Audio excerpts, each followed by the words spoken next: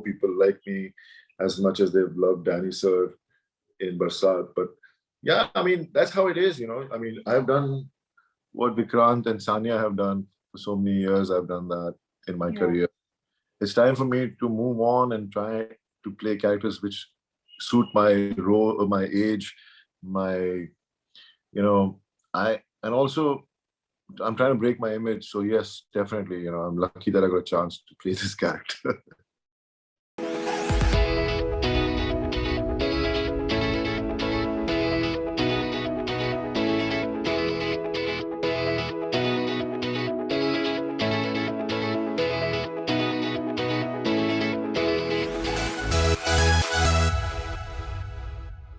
Hello everyone, welcome to PeepingMoon.com. I'm Rashita Sahni, and today joining me for a super interesting conversation is Bobby Deol, who's making all of us very scared of love right now, especially on Valentine's Day.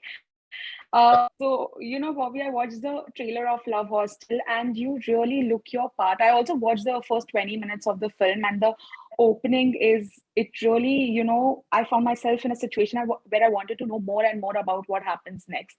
So you tell me, how was your entire journey playing? This is something that we have never, seen before. This is completely different. We are seeing you in a special avatar this time.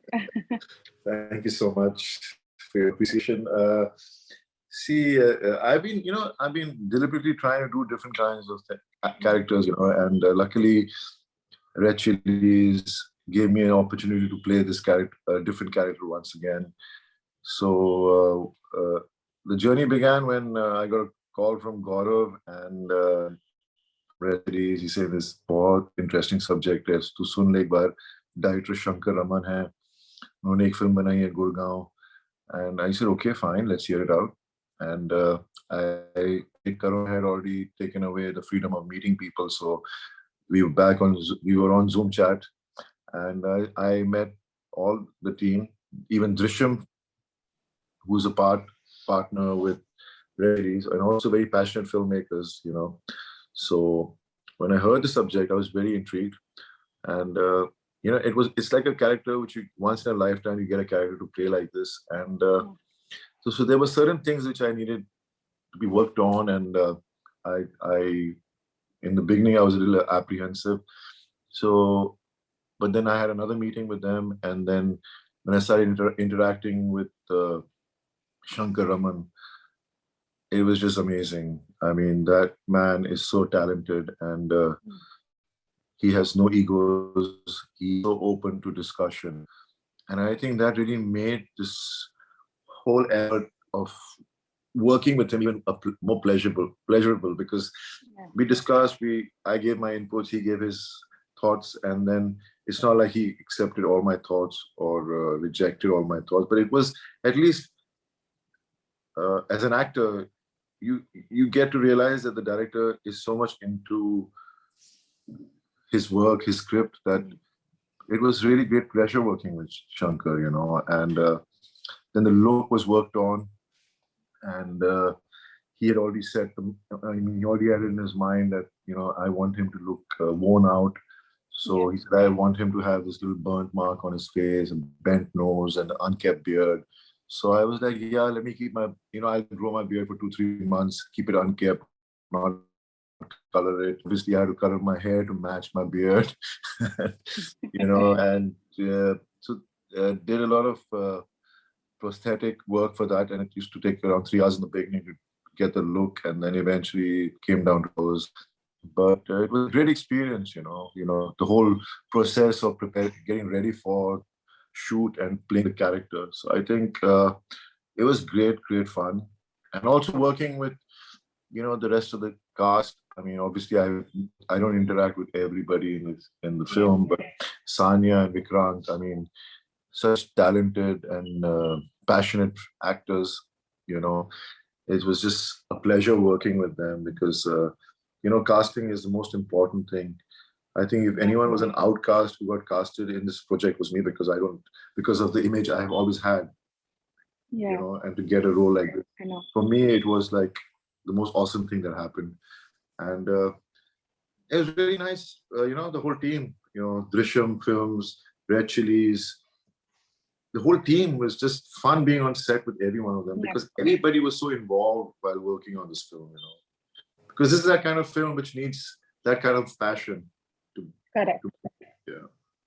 I'm sure about that. And I was going through a few YouTube comments. Everyone was, as you said, the outcast part. Of course, we were pleasantly surprised to see you in this role, and a lot of fans were also praising you.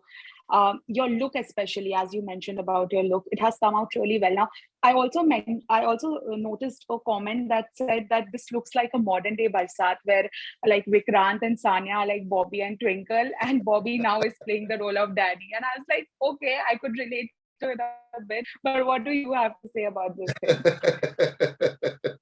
Yes, you know how tables turn. Yeah. I You know, know. I'm glad that I'm getting compared to Danny Sir, because I think Danny Yeah. Sir is such an awesome actor. He has done such different kinds of characters, and he always outdid himself with everything he did. Correct. And to live up to his kind of image is obviously a challenge for me. I hope people like me as much as they've loved Danny Sir in Barsaat. But yeah, I mean, that's how it is, I mean, I've done what Vikrant and Sanya have done for so many years. I've done that in my Yeah. career.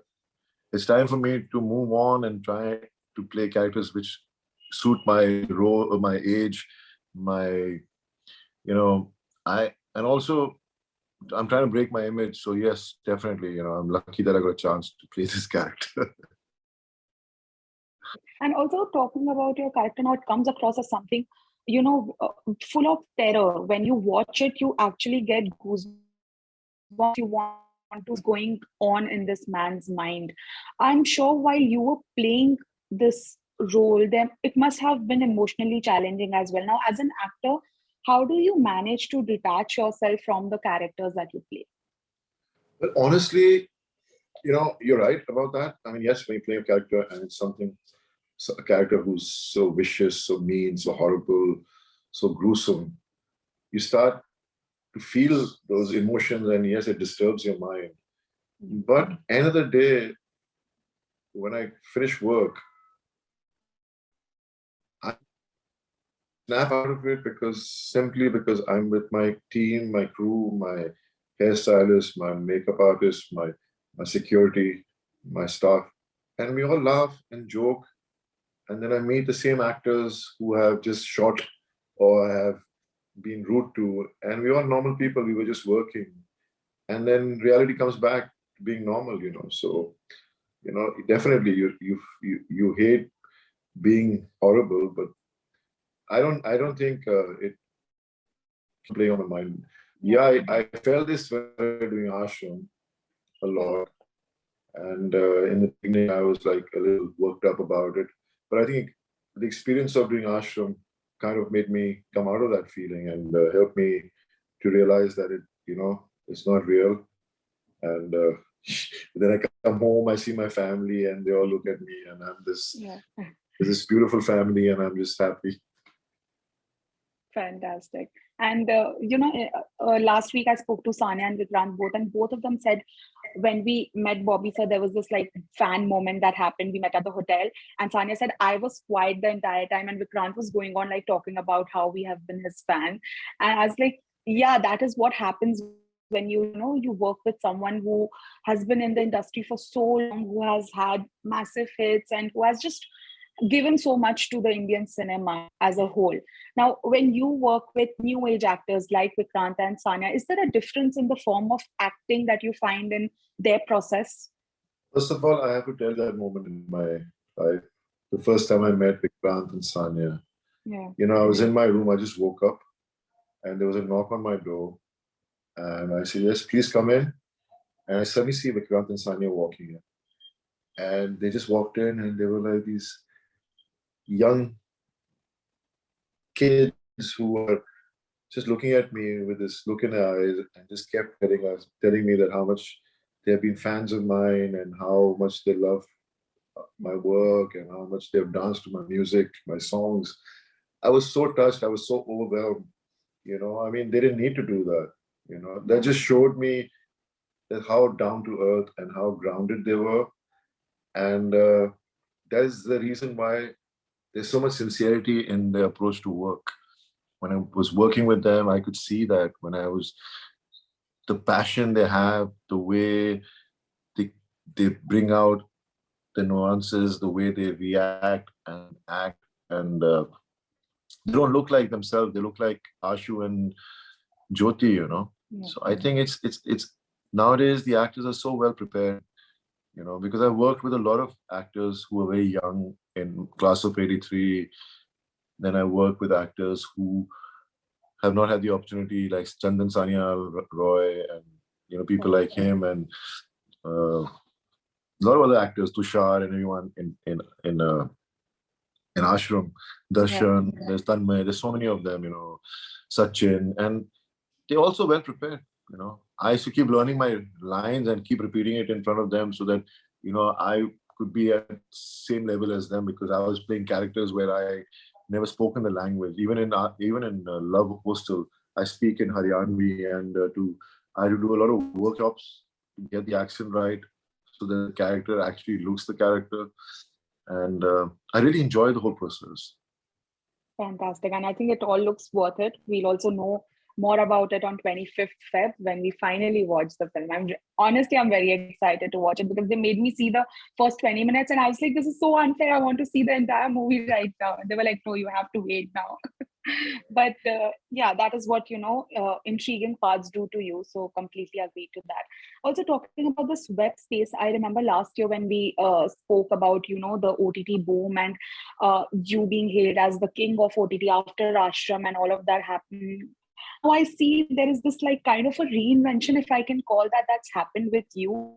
Now I knew 20 years back that if Bobby Deol is coming up with a film, we know it's something to look forward to. It's the same thing happening now. If we know you're coming in a show or a film, we know that something to look forward to. It's something different that we haven't, really seen from you.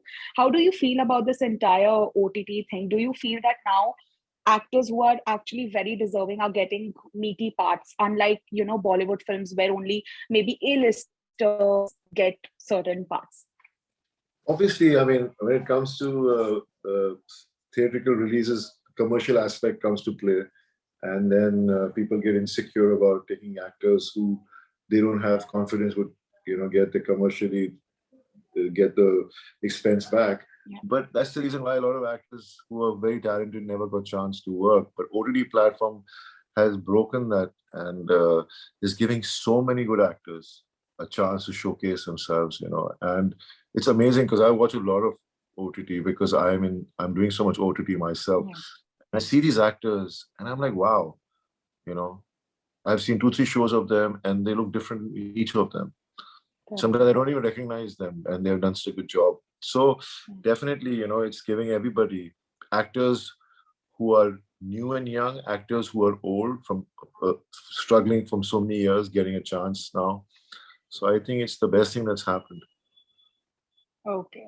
And how do you see this clash thing that we used to call it a clash when two films release the same day in the box office? Now, in OTT, we really don't do that. There's no terming. But when like Love Hostel, for example, releases with Gangubai, that's releasing in a theater, and the Fame Game, that's again releasing it on an OTT platform. How do you see this as? Do you think the right audiences will find their favorite project and come and watch it? Or do you also see it like a clash? See, clashes are going to happen, Yeah. but I feel because when you're watching something on an OTT platform, okay, you put it on your list of films or web series you watch. So if you choose to watch something before the other one, you know that that's in your list. So you go back to your list and you see it's there and you watch it.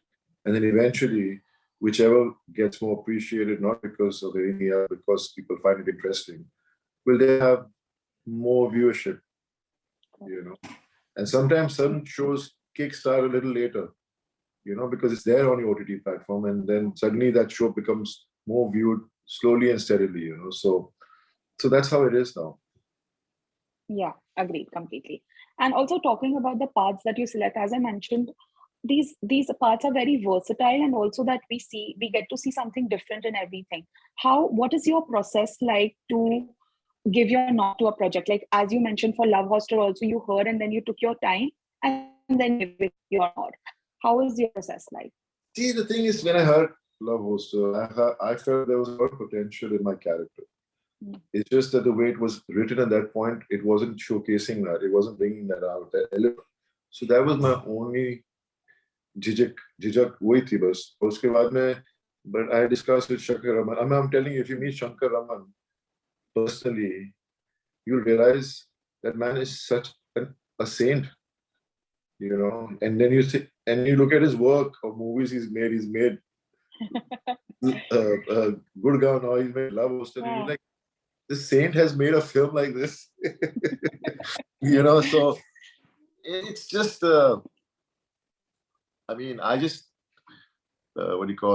just love challenging myself. So I look for characters which are totally different, you know. So let's see, you know, because it's not easy. I mean, even now, even though people might call me, you know, being very successful on OTT, it's still not easy to find subjects. So I could easily sign 10 projects right now and just do them. But I don't want to make myself be in that situation where I'm not enjoying my day at work. You know, I want to be on set, enjoying every moment of it, enjoying what I'm doing. So let's see. In the future, I have signed Animal, which is a theatrical film right now. I'm sure it'll be a theatrical because it's still delayed. And I'm excited about that, working with Sandeep Reddy Venga, who's, I think, is an awesome director. Working with Ranbir Kapoor for the first time, you know, and Parinita for the first time. I mean, great actors. Always been a fan of Ranbir's. And then Anil, I mean, that man is full of energy. He's an inspiration. He's just awesome. So working with him again for the second time. So let's see. That's there. Then Apne 2 with my family, with my nephew. Script work is going on. So let's see when that gets ready and that starts.